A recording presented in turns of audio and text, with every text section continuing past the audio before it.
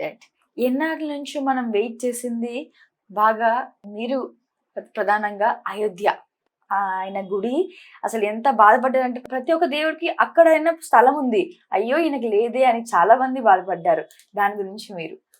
ఒకటి అందరికీ ఉత్సాహవంతం. అంటే అయోధ్య రామాయణంలో బాలరాముడి యొక్క ప్రతిష్ఠ జరిగిన తర్వాత వచ్చే మొట్టమొదటి ఈ యొక్క శ్రీరామనవమి విశేషంగా జరుగుతుంది. నాకు తెలిసి అంతకుముందు జరిగేటువంటి వాటి కన్నా కూడా కొన్ని కోటి రెట్లు వీధులలో, అంటే కొన్ని కోట్ల వీధులలో, కొన్ని కోట్ల ఇంకా కళ్యాణాలు ఎక్కువ జరిగేటువంటి అవకాశం ఖచ్చితంగా ఉంటుంది. కాబట్టి ఆ అద్భుతమైనటువంటి అయోధ్య రామాయణం కూడా మనకి ఉత్సవం జరగబోతుంది. ఇప్పుడు కళ్యాణం జరగబోతుంది, జరిపిస్తున్నారు అక్కడ. సో అటువంటి స్థలంలో జరుగుతున్నటువంటి విశేషమైనటువంటి కార్యం ఈ రాముల వారి కళ్యాణం రావడం విశేషం. జన్మ ధన్యం అనేది నిజంగా ఈ జన్మలో మనం పుట్టడం అనేది నిజంగా ధన్యమే. ఏ పార్టీ వారు కాదు, ఇక్కడ పార్టీ వారని కాదు, వ్యక్తులు కాదు. 500 సంవత్సరాల తర్వాత మన 5 తరాలు దాటిపోయినాయి. మనం చూస్తామా అనుకున్నటువంటి దివ్య మంగళ సన్నిధిలో ఆ స్వామివారి అయోధ్య రాముని, నిజంగా ఆ బాలరాముని కళ్ళు చూస్తుంటే మన ఇంట్లో ప్రతి ఒక్కళ్ళు, ఇప్పుడు మీరున్నారు మీలా కనబడుతుంది, మా పాపలు ఉన్నారు పాపలా కనబడుతుంది, చక్కటి అందమైనటువంటి ఒక ఆడశిశువులా కనపడతాడు. సో ఎంత అందంగా ఉంటాడంటే అక్కడ బాలరాముడు. కర్ణాటకలో ఆయన చేసిన శిల్పికి కూడా మనం కృతజ్ఞత తెలియజేసుకోవాలి. ఆ రాములారు పూజ జరుగుతున్నప్పుడు, ఆ ఉత్సవం మంగళహారతి ఇస్తున్నప్పుడు కూడా చిరుమందహాసన అవుతున్నట్టు ఉంటాడు స్వామివారు. అంతటి అద్భుతమైనటువంటి ఆ రూపము ఇప్పటికీ కళ్ళల్లో మెదులుతూనే ఉంటుంది.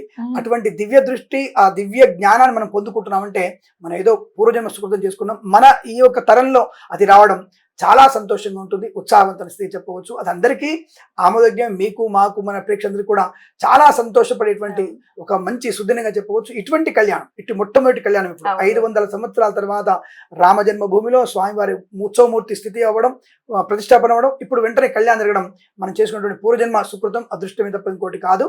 అందరు కూడా మీరు చూసినటువంటి ప్రేక్షకులు ఆ రాముల వారి కళ్యాణం తిలకించండి, ఆనందపడండి. సో కృష్ణుడు గారు చిన్నప్పుడు లీలలు చూసి ఆయనది రాముడు అవతారం అని అంటున్నారు. అది ఎంతవరకు నిజము గురువు? ఎన్ని అవతారాలు అసలు? సో దశావతారాలు, అన్ని అవతారాలు, స్వామివారికి దశావతారాలు ఉంటాయి. అందులో కృష్ణ పరమాత్మ యొక్క అవతారం అదొక రకమైనటువంటి లీలామృతం. అది దాని పేరు లీలామృతం. అంటే ఆయన ఎలా లీలలు సృష్టించి ఎలా అనేక రకాల కాముకాన్ని, అంటే కోరికల్ని స్వీకరించి మనం మారొచ్చు అని చెప్పాడు ఆయన. కోరికలు లేకుండా బతకొచ్చు అని చెప్పాడు రాముడు. కాబట్టి ఈ రెండు అపోజిట్ ఉంటుంది. కృష్ణుడు గారు మొత్తం ఒక కొంటిగా చేస్తున్నట్టుంటారు, ఇక్కడ రాముడు గారు మొత్తం ఒక డిసిప్లైన్ ఉన్నట్టుంటారు. Quite opposite. అసలు ఏంటి ఇది? ఒకటేంటంటే మనతో ఉన్నటువంటి ఆటలాడుతూ కార్యసంభవం చేసుకున్నవాడు కృష్ణుడు. మనతో దూరంగా ఉంటూ మనం రక్షించడానికి కార్యసంభవం చేసినటువంటి వ్యక్తి రాముల వారు. అంతే, క్వైట్ ఆపోజిట్. అంటే ఎవరైనా సరే దుష్ట శిక్షణ కోసం వచ్చారు ఇద్దరు కూడా. కాబట్టి అందుకే అంటారు ఆయన లీలా కారజన్ముడు. ఆయన లీలా అంటే లీల చేసేటువంటి కారణజన్ముడు. ఈయన కేవలం తన యొక్క లోక కళ్యాణం గురించినటువంటి కారణజన్ముడు. ఇద్దరికి క్వైట్ ఆపోజిట్ ఉంటుంది. కాబట్టి ఆ కథ వేరు. మళ్ళీ ఆ కథ గురించి మళ్ళీ ఒక పురాణంలో మనం తప్పుకునే ప్రయత్నం చేద్దాం.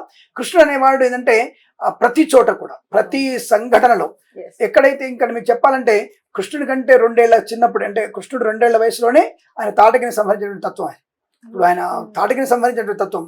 తాటకంటే 2 తాడి చెట్లలో ఆయన ఉయ్యాల తీసుకెళ్లి మా అమ్మగారు వచ్చేసి రుబ్రోలు కడుతుంది ఆయనకి, రోలు. అది చాలా బలంగా ఉంటుంది. ఆ రుబ్రోల్ని నెట్టుకుంటూ వెళ్ళిపోయి 2 తాడి చెట్ల మధ్యలో లాక్కుంటూ వెళ్ళిపోతాడు.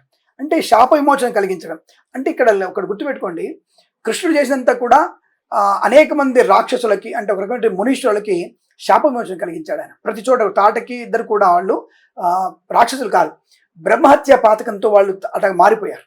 అలాగే మనకి హిడింబి కానివ్వండి, వీళ్ళందరూ కూడా ఒక రకమైనటువంటి ఒక తత్వంలో వాళ్ళు శాప విమోచనాన్ని పొందుకున్నారు ఈయన కృష్ణుడి నుంచి. కాబట్టి కృష్ణుడు అందరికీ శాప విమోచన కలిగిస్తూ వెళ్ళాడు. ఈయన అసలు అటువంటి తత్వమే ఉండకూడదని చెప్పేసి సంహరణ కోసం వచ్చాడు. ఇలా మనం బతికితే ఎటువంటి శాపాలు రావని చెప్పిన వాడు రాముడు. కాబట్టి 2 తత్వాలు వేరు, కృష్ణతత్వం వేరు, రామతత్వం వేరు. కానీ 2 కూడా సంకల్పాలు ఒకటే. అంటే దుష్ట శిక్షణ శిష్ట రక్షణ అనేటువంటి తత్వంతో ఉన్నారు. కాబట్టి లీలామృత ప్రియుడు ఆయన, కార్యాన్ముఖ ప్రియుడు ఆయన. ఇందాక మనం మాట్లాడుకున్నట్టు రాముడు కంటే లక్ష్మణుడు చాలా కష్టాలు అనుభవించారు అని. రాముడు గారు ప్రధానంగా పొందుకున్న కష్టం ఏంటి, అనుభవించిన కష్టం ఏంటి? రాముడు ప్రధానంగా చెప్పాలంటే 2 రకాల బాధలు పడతాడు ఆయన. చాలా బాధపడి 2 రకాల విషయాలు. ఒకటి, తండ్రి వదిలిపెట్టి వస్తున్నాను, తండ్రి అయోధ్యను వదిలిపెట్టి వెళ్ళమని చెప్పిన బాధపడలేదు.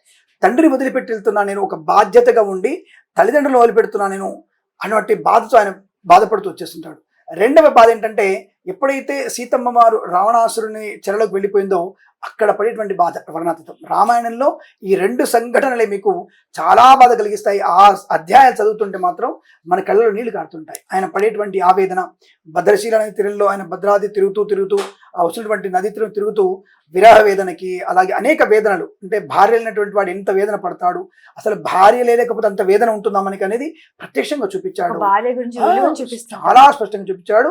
మీరు స్పష్టంగా చదవాలి ఆ కథల్ని. అంటే రామాయణంలో ఈ రావణాసురుడి దగ్గర నుంచి, రావణాసురుడు వచ్చేసి అమ్మవారిని తీసుకెళ్ళినప్పటి నుంచి మీరు చాలా సార్లు మీరు కథను చదవండి, రామాయణం చదవండి. అతను ఎంత బాధపడతాడంటే, ఈ భార్య లేకపోతే నేను నిస్సహాయుణ్ణి, నేను అసమర్థుణ్ణి, అసలు నేను దేనికి పనికిరాను, నేను ఆత్మహత్య చేసుకోవాలనుకుంటున్నాను అంటాడు స్వామివారు. నేను ఆత్మహత్య చేసుకోవాలనుకుంటున్నాను, నాకు ఇలా అనిపిస్తుంది లక్ష్మణ, నన్ను ఏం చేయమంటాను అడుగుతాడు. లక్ష్మణుడు అడుగుతాడు, దేవుడు సైతం భార్య కోసం తప్పించి కొడతాడు ఆయన. అది మొట్టమొదటిగా ఆయన కళ్ళలో నీళ్ళు రాకుండా, ఎందుకంటే ఆయన అసూలు కింద పడితే భూమి బద్దలైపోతుంది. ఆయన ఏడుపును కూడా దిగమింగుకొని చెప్తుంటాడు సౌమిత్ర అక్కడ, నువ్వు వెళ్తున్నావు వినబడుతుంది మాకు, మరి ఏం చేయమంటావు అడిగితే నాకేమీ శబ్దంలో వినబడతలేదు అంటాడు. రాముడు అబద్ధం ఆడతాడు అక్కడ. చాలా మందికి అక్కడ కొడుకుదారు అబద్ధం ఆడతాడు ఆయన. అంటే అదే అంటాడు, ప్రియమైనటువంటి వాక్యాన్ని అబద్ధమైనా సరే, కొద్దిగా అప్రియమైన వాక్యమైనా సరే ప్రియంగా చెప్పంటాడు. అంటే అప్రియమైన వాక్యం అంటే అవతలి వాళ్ళకి నచ్చని వార్తని ప్రియంగా చెప్పు. అంటే ఉదాహరణకి అవతలి వ్యక్తి కుడి నొప్పి ఉంది, టకటక ఏదో సినిమాలో చెప్తారు, ఏప్రిల్ 1 విడుదల సినిమాలో ఒక జోక్ ఉంటుంది మనకి, ఏదో అపరాపర అది జాతిం ప్రసాద్ వచ్చేసి అన్ని నిజాలు చెప్తానంటాడు. ఆయన మల్లికార్జున గారు బెడ్ మీద ఉంటే నాకేమైందంటే అందరు సైలెంట్ వరకు చెప్పకరా బాబు అంటాడు. వాడిని చేసి నాకు చెప్పు నిజం చెప్పంటే మీకు ఇందా గుండె నొప్పి వచ్చి అంటాడు. వాడు పుట్టుకున్న చనిపోతాడు. అది కామెడీ చూపించారు. అంటే ఇది కూడా అక్కడ నిజం చెప్పాలంటే నిజం చెప్పాలి, కానీ అప్రియమైనది, ఆ నిజం అప్రియమైనది అంటే మనిషికి ఇబ్బంది కలిగిస్తుంది కాబట్టి అక్కడ అసత్యం చెప్పు అని చెప్పారు. అంటే ఏం లేదండి, చిన్న అనారోగ్యం వచ్చింది అంతే చెప్పొచ్చు, అంతే తప్ప నువ్వు చనిపోయిన ఇందాక నువ్వు గుండె నొప్పి వాడు చనిపోతాడు.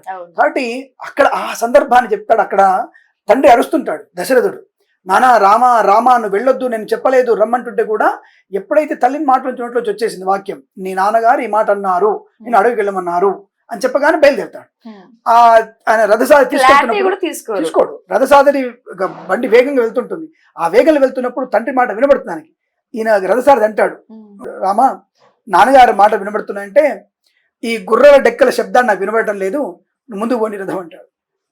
సో అంటే అక్కడ అప్రియం అది. అంటే నా దగ్గరికి వెళ్ళిపోతే తనకు అధర్మంగా, అంటే సత్యాన్ని కోల్పోతాడు కదా, సత్యవాక్య పరిపాలన కోల్పోతాడు. కాబట్టి అటువంటి తర్వాత వెళ్తున్నప్పుడు ఎంత వనలో బాధపడతారంటే, నా తండ్రిని ఇంత నన్ను ప్రేమగా పెంచుకున్నటువంటి నన్ను, ఒక ఎంతో యజ్ఞం చేసి యాగము చేసి నన్ను పెంచిన తండ్రిని వదిలొచ్చేసి అని బాధపడుతుంటాడు. అక్కడ చెప్పేటువంటి వాక్యాలు సీతమ్మవారితో చెప్తుంటాడు వాక్యాలు ఆయన.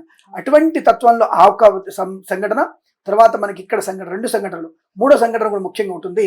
మనకు మేఘనాథుని చేత మనకి లక్ష్మణస్వామి స్పృహ కోల్పోతాడు యుద్ధంలో, అప్పుడు బాధపడతాడు. అసలు ఆ క్షణమే నేను చనిపోవాలి నీతో పాటు అంటాడు లక్ష్మణుడు, అంత బాధపడతాడు. ఈ 3 సంఘటన రామాయణంలో అంతటి బాధ మళ్ళీ రాముల వారు ఎప్పుడు పడలేదు, అటువంటి బాధపడ్డాడు. ఈ 3 సంఘటనలు మీరు చదివితే మన కళ్ళు నీళ్ళు వచ్చేస్తాయి, అటువంటి బాధాతత్వం ఉంటాడు. ఆ 3 సంఘటనలు చాలా బాధించాయండి, అది మనకి రామాయణం స్పష్టంగా తెలుస్తుంది. ఇందాక మీరు అన్నట్టుగానే ఆయనకి తెల్లారితే పట్టాభిషేకం, అది సైతం వదులుకొని అలా వెళ్ళిపోతున్నప్పుడు ఆయన పట్టాభిషేకం వదులుకుంటున్నందుకు బాధపడలేదు, వాళ్ళ నాన్నగారిని చేసుకుంటూ వదులుతున్నందుకు వెళ్ళిపోతున్నందుకు బాధపడుతున్నారు. అయితే అక్కడ మనం ఏం అర్థం చేసుకోవాలి, అసలు మనకి ఏం అర్థం అవుతుంది అక్కడ అంటే, ఇప్పుడు తండ్రి ఆజ్ఞ తల్లి నోట్లోంచి వచ్చింది, పితృ ఆజ్ఞ పరిపాలకుడు అవుతున్నాడు, ఆ వాక్కు తల్లి నోట వచ్చింది. ఆ తల్లి నోట వచ్చిన వాక్కు కూడా తల్లి మాట కూడా కట్టుబడ్డాడు కదా. ఆ మాట అనేది ఎవరు, సుమిత్ర గారు కాదు, కైకేయి చెప్తుంది అక్కడ. ఆ కైకేయి అన్నారు చెప్తాంత వరకు, వెళ్ళమని చెప్పాడు, ఇలా అన్నారు, నాకు మాట ఇచ్చారు, నాకు మాట ఇచ్చారు అని చెప్పి ఆ మాట మాత్రం మాడతాడు. ఆ మరుక్షణం వెళ్ళిపోతాడు ఆయన. సో అందుకని ఆ రోజు నుంచి అనుకుంటాను తెలిసినంత వరకు జ్యోతిష్ శాస్త్రంలో నవమి నింద్యం అని పెట్టారు. నవమి తిథికి మనకి నింద్యం అని చెప్తారు, అంటే నవమి తిథి మనకి ఉపయోగించుకోవద్దు అని చెప్తుంటారు, అది విశేషం. రాములు వారు యుద్ధం చేశారా అంటే కొంతమందికి లేదు ఆయన యుద్ధం చేయలేదు అని, కొంతమంది లేదు చేశారు అని కొంతమంది. అసలు క్లారిటీ మీరు చెప్పండి. వాల్మీకి రామాయణం మనకి ఏదైనా సరే వాల్మీకి రామాయణం, అంటే పుట్టగొడుగులాగా పుట్టినటువంటి అనేక రామాయణాలు ఉన్నప్పటికీ కూడా వాల్మీకి రామాయణంలో అప్రధేతమైనటువంటి యుద్ధం చేస్తాడు ఆయన. దాదాపుగా ఆయన 18 యుద్ధం చేస్తుంటాడు. యుద్ధం తన అస్త్రశస్త్రాన్ని ఉపయోగించేటువంటి తత్వం రాముల దగ్గర. మరి ఇంతమంది మేఘనాథుని కానీ కుంభకర్ణుని కానీ సంహరించిన వారు రాముల వారు మాత్రమే, ఆ విషయాన్ని గుర్తుపెట్టుకోవాలి. రాముల వారు ఎన్ని సంవత్సరాలు రాజ్యాంగం చేశారు? రాజ్య పరిపాలన వచ్చేసి 10,000 సంవత్సరాలు రాజ్య పరిపాలన చేశాడు దాదాపు. అంటే ఎప్పుడు లవకుశ జన్మం తర్వాత కూడా 10,000 సంవత్సరాలు ఆయన మనకి రాజ్య పరిపాలించినట్టుగా ఆధారాలు మన దగ్గర ఖచ్చితంగా ఉన్నాయి. రాములు వారు ఏ యుగంలో పుట్టారు? ఇప్పుడు ఒకటి ఏంటంటే త్రేతాయుగమే. యుగం అంటే మనకంటే ముందు త్రేతాయుగమే. త్రేతాయుగంలోనే పుట్టారు స్వామివారు. సో ఓవరాల్ గా రాముడు వారి గురించి యూత్ ఏం యూత్ సీనియర్ సిటిజన్స్ పిల్లలు ఇలా వరుసగా 3 జనరేషన్స్ పెడితే ఏం నేర్చుకోవాలి ఆయన ఒకటే గురించి? విషయం, కట్టుబాటు. ఒకటి కట్టుబాటు, రెండవది నియమం. ఒక నియమం అనేది ఖచ్చితంగా ఉండాలి. కట్టుబాటు, నియమము. తర్వాతసరికి ఎవరినైతే నీ మీద ఆధారపడ్డారో వారిని పరిపూర్ణంగా రక్షించే బాధ్యత నీది. ఈ 3 విషయాలు తెలుసుకోవాలి. పెద్దవాళ్ళుగా కట్టుబాట్లు, చిన్నవాళ్ళుగా నియమ నిబద్ధత, మూడవ వర్గం వారు వచ్చేసి అందరూ కూడా నీ మీద ఆధారపడ్డ వారిని ఎప్పుడు కూడా మోసం చేయకు. నిన్ను నమ్మిన వాళ్ళని మోసం చేయకు. నీ ప్రాణమైన విచ్చి వాళ్ళని కాపాడాలి తప్ప నువ్వు మోసం చేయకూడదు అనే విషయాన్ని మనం తెలుసుకోవాల్సిన అవసరం ఉంటుంది. చివరిగా రామనవమి రోజున ఏ మంత్రం స్మరించాలి? తారక రామ మంత్రం. అంతకు మించిన మంత్రమే ఉంటుంది. శ్రీరామ రామ రామేతి రమే రామే మనోరమే సహస్రనామ తత్తుల్యం రామనామ వరాననే. థ్యాంక్ యూ గురువు గారు. ఈ రోజు ఈ పండుగ రోజున మాకు చాలా క్వశ్చన్స్ క్లారిఫై ఇచ్చారు. Thank you so much. Subhamastu. Survey జనా సుఖినో భవంతు. అందరు కూడా స్వామి వారికి పెట్టినటువంటి నైవేద్యాలు వడపప్పు పానకంతో సహా అన్ని స్వీకరించండి. తలంబ్రాలన్నీ కూడా అందరూ స్వీకరించి మీ ఇంటికి తీసుకెళ్ళండి. అల్మారాలో మరియు పెళ్లి కాని వాళ్ళు అక్షంతలు వేసుకోండి. మీ ఇంట్లో ఆ తలంబ్రాలు ఉండడం వల్ల మీకు శ్రేయస్సు, ఆర్థిక ఆనంద యోగాలు తప్పకుండా కలుగుతాయి. సర్వే జనా సుఖినో భవంతు. రామార్పణం. సర్వం రామార్పణం.